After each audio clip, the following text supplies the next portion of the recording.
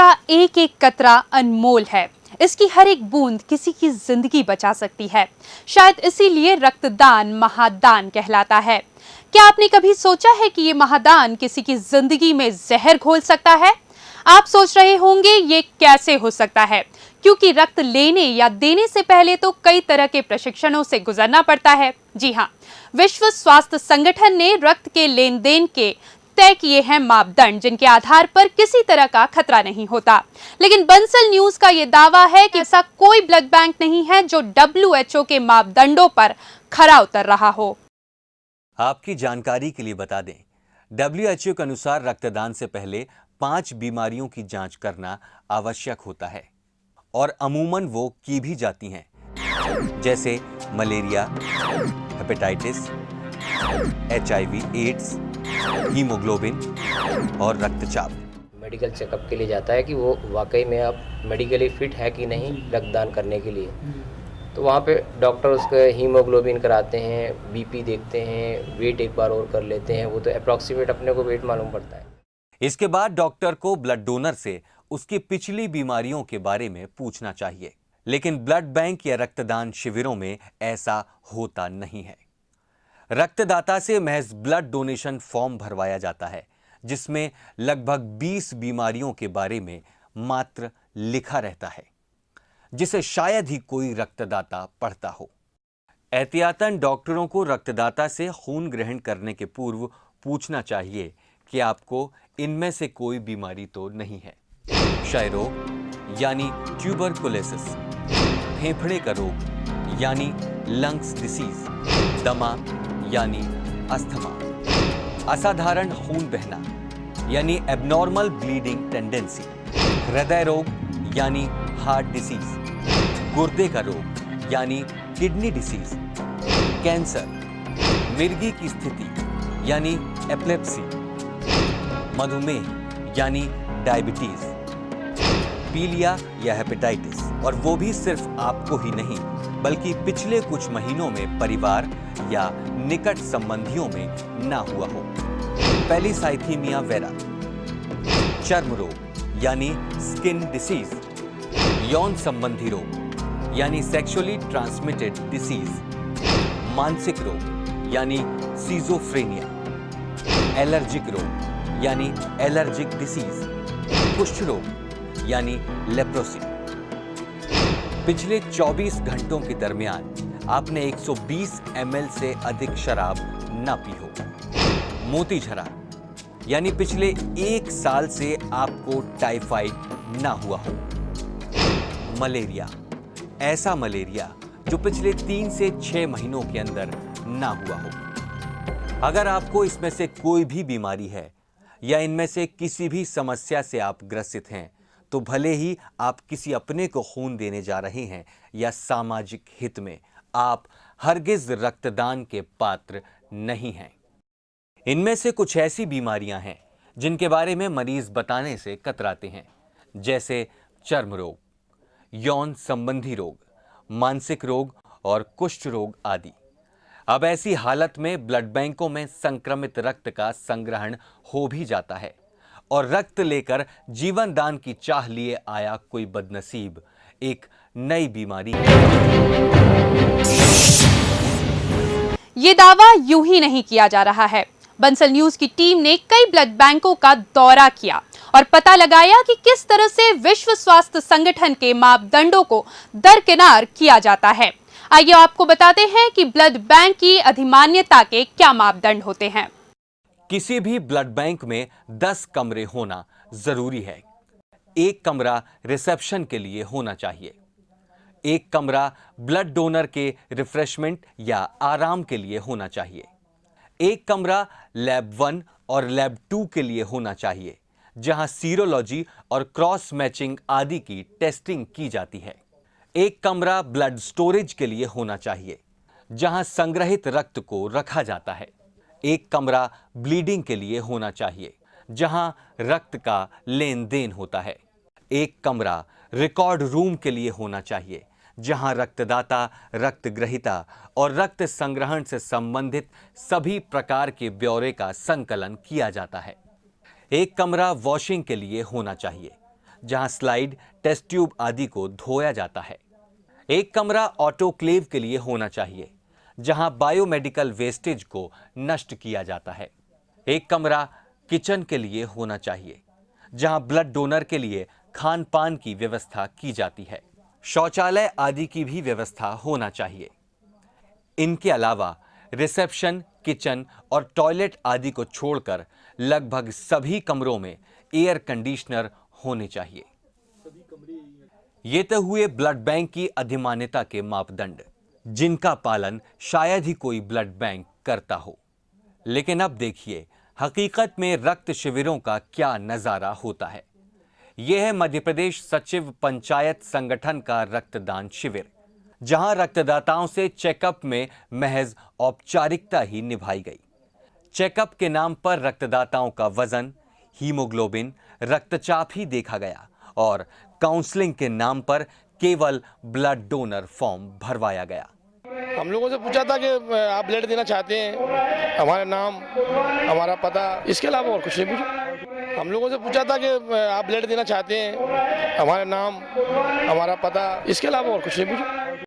वहीं blood bank के doctor इतना रक्त संग्रहित होने पर फूले नहीं समा रहे थे।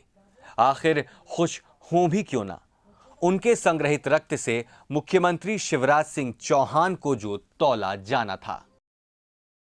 ये रक्तदान का शिविर जो है प्रदेश भर के पंचायत सचिव इन लोगों ने आयोजित किया है और इनका टारगेट माननीय श्री शिवराज सिंह जी चौहान को रक्त से तौलने का है। तो इन्होंने ये अपना उद्देश्य बनाया हुआ है कि जितना उनका वजन है हम उतना शुद्ध रक्त कलेक्ट करें। इसके लिए हमको 200 से 250 यूनिट लगेंगी, ऐसा मानना है। और जिस हिसाब से आप उत्साह और भीड़ देख रहे हैं, इसको देख ऐसा लगता है कि तो ये नंबर तो क्रॉस हो ही जाएगा। हम किसी को दोषी नहीं ठहरा रहे, क्योंकि रक्तदान शिविरों में डॉक्टरों के लिए रक्तदाताओं की भीड़ को संभालना जरा मुश्किल होता है। हमारा उद्देश्य रक्त लेने वालों को डराना भी नहीं है और ना ही रक्तदाताओं को हतोत्साहित करना है। हम तो बस ये चाहते हैं कि लोग रक्त के लेन देन में सावधानी बरतें और डॉक्टर किसी तरह की लापरवाही ना करें, क्योंकि खून के हर एक कतरे में जिंदगी है, उसे यूं ही जाया ना करें।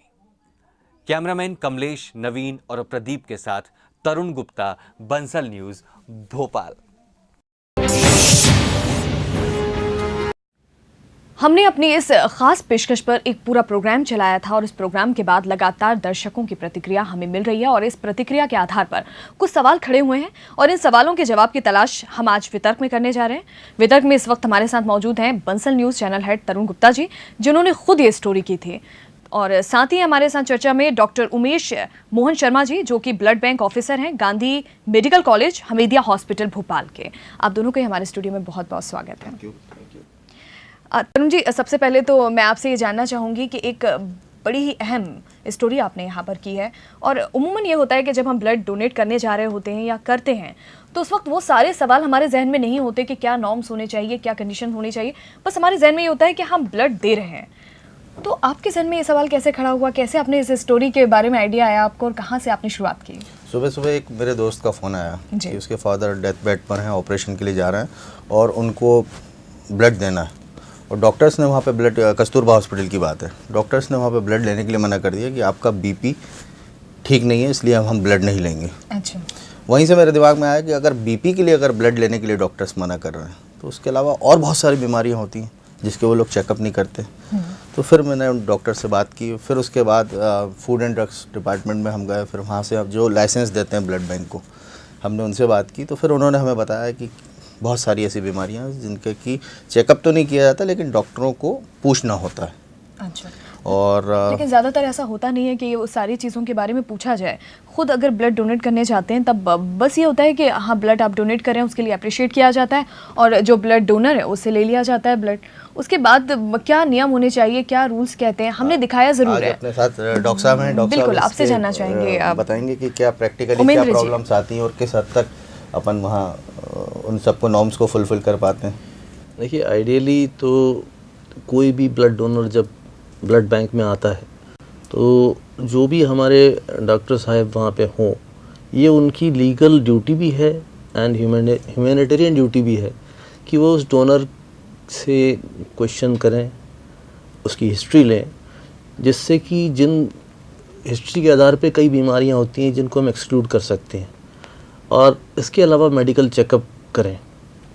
Then they had to certify that the donor is fit medically. उसके पश्चात ही उसको डोनेशन के लिए लिया जाना चाहिए। अच्छा।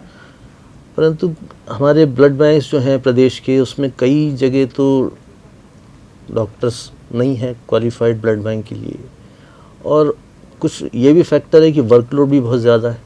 अच्छा। पर्टिकुलरली जो कैंप्स वगैरह होते हैं उसमें भावनाएं इस कदर जोश पे होती हैं कि एक साथ भारी भीड़ उमड़ पड़ती है ब्लड देने के लिए। उस वक्त दिक्कत उनको ज़रूर होती है कि वो मतलब करें। हालांकि हमारे यहाँ तो हम लोग ये कोशिश करते हैं Hamidia hospital, Gandhi medical college के ब्लड बैंक में, क्योंकि हम लोगों को गवर्नमेंट ऑफ इंडिया ने state of art model blood bank का भी दर्जा दिया है। अच्छा।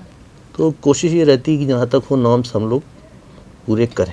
बिल्कुल। नॉर्म्स क्या कहते हैं? कुछ नॉर्म्स के बारे में तो हमने जानकारी अपने प्रोग्राम के माध्यम से दी है दर्शकों को, उसके बाद उनमें कहीं ना कहीं घबराहट भी है, एक डर भी देखा जा रहा है। वो कह रहे हैं कि अब अगर जो ब्लड हमें चढ़ाया जा रहा है, हमारे पेशेंट को चढ़ाया जा रहा है, हम बिल्कुल उसके लिए अब इस चीज़ को लेकर आश्वस्त नहीं है कि वो उनकी ज़िंदगी बचाने वाला है या उनकी ज़िंदगी लेने वाला है।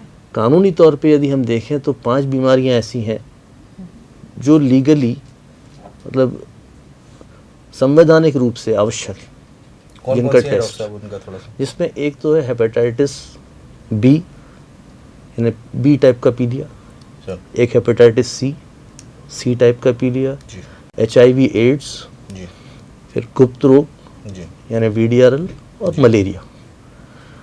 यहाँ मैं एक चीज़ और कहना चाहूँगा कि ये जो टेस्ट होते हैं, ये ब्लड बैंकों में जो लीगल रिस्पॉन्सिबिलिटी है वो डोनर को टेस्ट नहीं किया जाता, ब्लड निकालने के बाद उसके ऊपर टेस्ट किए जाते हैं। ये 5 जो आप बता रहे हैं जी, और इनमें जब नेगेटिव पाया जाता है तत्पश्चात उस ब्लड की यूनिट पर लेबल लगाया जाता है कि इन 5 बीमारियों का टेस्ट किया गया है, ये नेगेटिव पाई गए हैं और अब ये रोगी को चढ़ाने के लिए उपयुक्त। ये तो टेस्टिंग का पहलू हो गया। यहाँ पे एक चीज़ और मैं आपको बताना चाहूँगा कि एक विंडो पीरियड नाम की वो होती है समय सीमा। हमारे शरीर में जब भी कोई वायरस या बैक्टीरिया एंटर करता है तो हमारे शरीर की जो प्रतिरोध करने की शक्ति होती है वो एंटीबॉडीज़ बनाती है उन बैक्टीरिया और वायरस के अगेंस्ट में। अच्छा। उन एंटीबॉडीज़ को बनने में 3 महीने से लेके अधिक समय तक लग सकता है, और हमारे जितने भी टेस्ट होते हैं जो हम इन बीमारियों को डिटेक्ट करने के लिए लगाते हैं वो इन एंटीबॉडीज़ को डिटेक्ट करने के हिसाब से होते हैं। They are indirect test, not direct test. लेकिन इस दरमियान वो वायरस या बैक्टीरिया तो शरीर में मल्टीप्लाई होता रहता है और टेस्ट के रिजल्ट जो हैं वो नेगेटिव आते हैं। तो उसको एक्सक्लूड करने के लिए बहुत आवश्यक है कि हिस्ट्री ली जाए और जो रक्तदाता है वो सच सच बताए कि उसने कोई HIV एड्स के हिसाब से कोई हाई रिस्क बिहेवियर तो नहीं किया, क्योंकि HIV AIDS, hepatitis B, hepatitis C, तीनों का जो फैलने का तरीका है वो लगभग समान ही। अच्छा। लेकिन तरुण जी, एक अहम सवाल जो डॉक्टर साहब ने यहाँ पे खड़ा कर दिया है और मेरे ज़हन में भी आ रहा है कि लोगों की जागरूकता की बात की जा रही है, लेकिन ऐसा उम्मन हो नहीं रहा है। अब तो ये हो रहा है कि भले स्कूल, कॉलेज और कोई भी एक शिविर लगते हैं तो लोगों की भीड़, हुजूम में लोग पहुँच जाते हैं। स्टूडेंट तो बहुत जागरूक हैं, बड़े पैमाने पर रक्तदान कर रहे हैं, क्या ऐसा नहीं होता है? बिल्कुल आप ठीक कह रही हैं।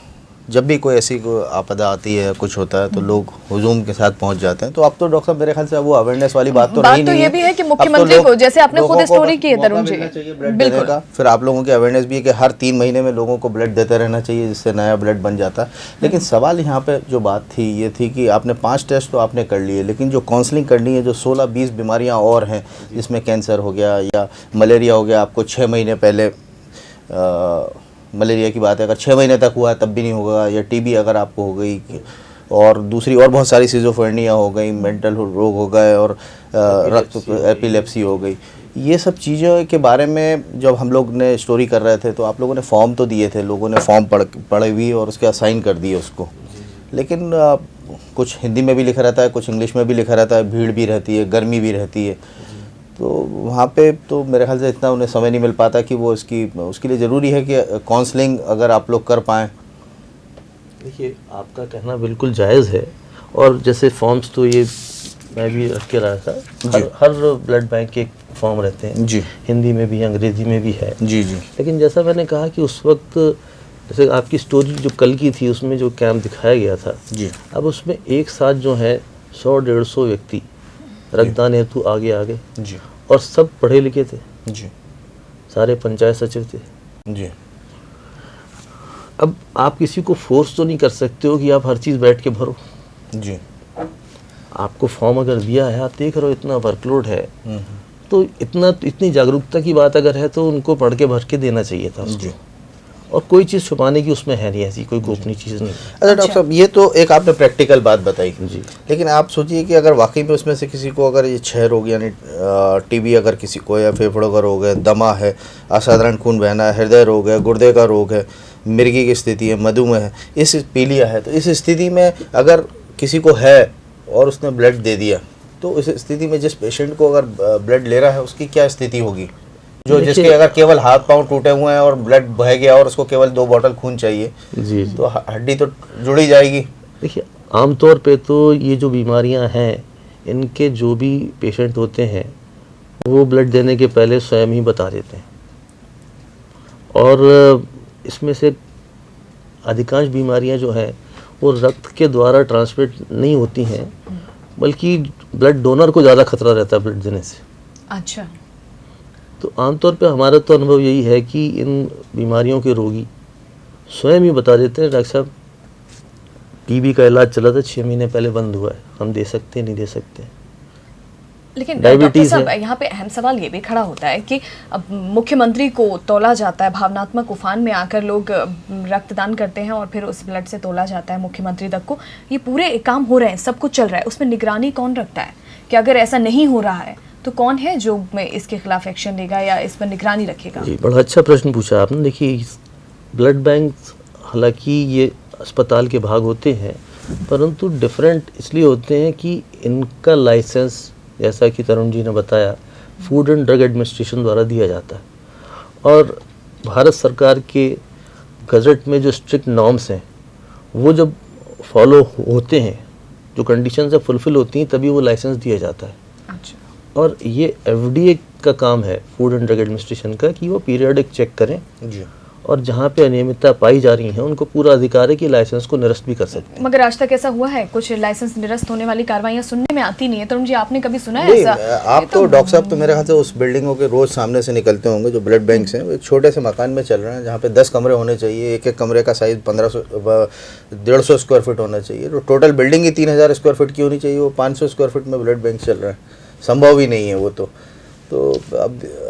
अब देखिए, इस संबंध में तो नेशनल एड्स कंट्रोल ऑर्गेनाइजेशन ने कुछ सर्वे कराया था, मैं भी गया था, पूरे ग्वालियर डिवीज़न, रतलाम डिवीज़न, यहाँ के प्राइवेट ब्लड बैंक्स को इंस्पेक्ट किया था। अब वो किन वजहों से उन ब्लड बैंकों को लाइसेंस दिया गया, बिल्कुल ये तो एक अहम सवाल आपने खड़ा किया है कि आखिर क्यों दिए गए लाइसेंस ब्लड बैंकों को जो नहीं फॉलो कर रहे हैं, सारे नॉर्म्स को, पूरी कंडीशन फुलफिल नहीं कर रहे हैं। आगे भी हम अपनी चर्चा जारी रखेंगे और जानने की कोशिश करेंगे कि अगर रूल्स नहीं माने जा रहे हैं, कानून नियम बनाए ही क्यों गए हैं, इस पर भी चर्चा करेंगे। फिलहाल यहाँ रुकते हैं एक छोटे से ब्रेक के लिए। अब आप ट्रेन में हो या बस में, शहर में हो या गांव में, अब आप कहीं भी कभी भी रह सकते हैं न्यूज से एनी टाइम अपडेट, क्योंकि बंसल न्यूज हो गया है ऑनलाइन।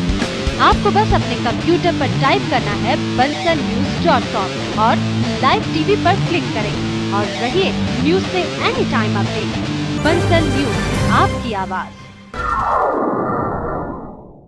ब्रेक के बाद एक बार फिर आपका स्वागत है वितर्क में। वितर्क में हम बात कर रहे हैं खून के उस कतरे की जो आपको चढ़ाया जाता है, जो आपके घर के लोगों को, परिजनों को, जब वो मरीज होते हैं उन्हें चढ़ाया जाता है, लेकिन क्या वो वाकई उनकी जिंदगी बचाने वाला है या और भी नई बीमारियों को दावत देने वाला है? वो तमाम ब्लड बैंक जो इस तरह से खून ले रहे हैं डोनर से और इसे आगे बढ़ा रहे हैं, लेकिन उस पर कोई किसी तरह की कार्रवाई नहीं हो रही है। क्यों नहीं हो रही है कार्रवाई? क्यों खामोश बैठे हैं लाइसेंस निरस्त करने वाले?